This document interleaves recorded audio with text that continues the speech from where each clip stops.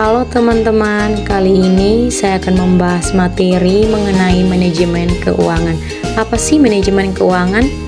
Nah, manajemen keuangan adalah suatu kegiatan perencanaan, penganggaran, pemeriksaan, pengelolaan, pengendalian, pencarian, dan penyimpanan dana yang dimiliki oleh organisasi atau suatu perusahaan.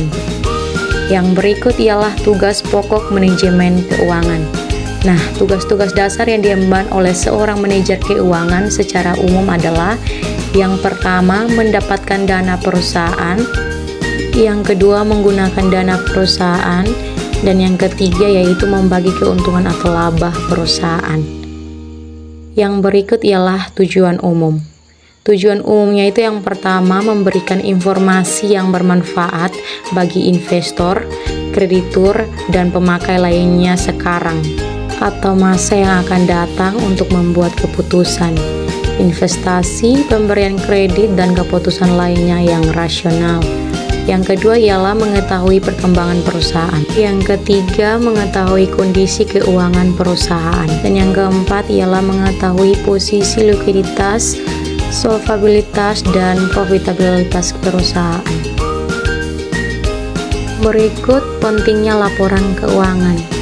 Nah, pentingnya laporan keuangan yaitu untuk mengetahui kondisi keuangan perusahaan, dan yang kedua untuk mengetahui perkembangan usaha suatu perusahaan. Selanjutnya, akuntansi dan laporan keuangan.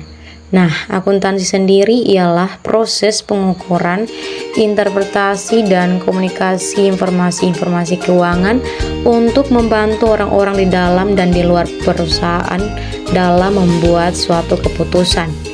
Yang berikut, akuntansi adalah bahasa bisnis, di mana akuntansi mengumpulkan, mencatat, melaporkan, dan menginterpretasikan informasi keuangan dalam rangka menggambarkan status keuangan dan kinerja operasi sebuah organisasi dan membantu proses pembuatan keputusan.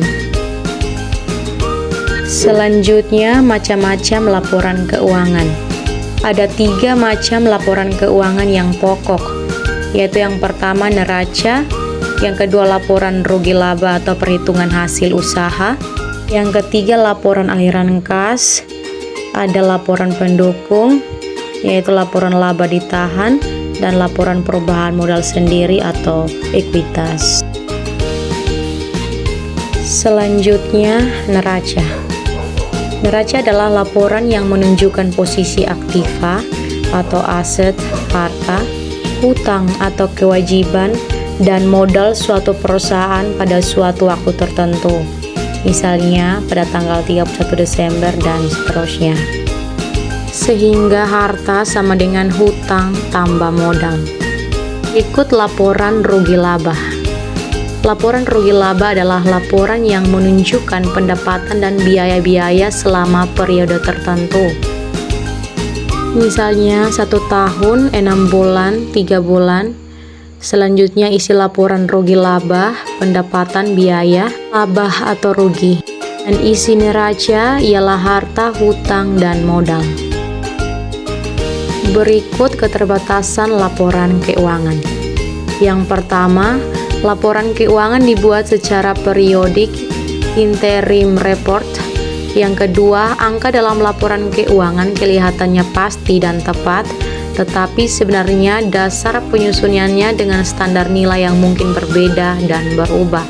Yang ketiga, masalah purchasing power atau daya beli uang yang semakin menurun.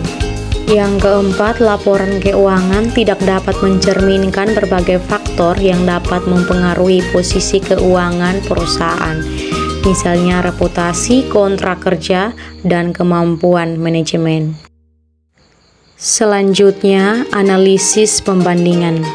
Yang pertama, untuk mengetahui kemajuan, perkembangan keuangan suatu perusahaan, biasanya dilakukan pembandingan rasio-rasio keuangan suatu perusahaan dengan: yang pertama rasio industri, yang kedua rasio perusahaan lain yang sejenis, yang ketiga rasio perusahaan sendiri masa yang lalu, dan yang terakhir analisis tren rasio perusahaan.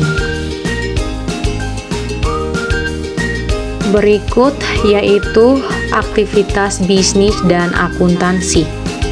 Di sini terdapat 3 aktivitas bisnis yang melibatkan akuntansi, yaitu yang pertama, aktivitas-aktivitas pembiayaan menyediakan dana yang diperlukan untuk memulai bisnis dan mengadakan ekspansi. Dan yang kedua yaitu aktivitas-aktivitas investasi menyediakan aset-aset yang diperlukan untuk menjalankan bisnis.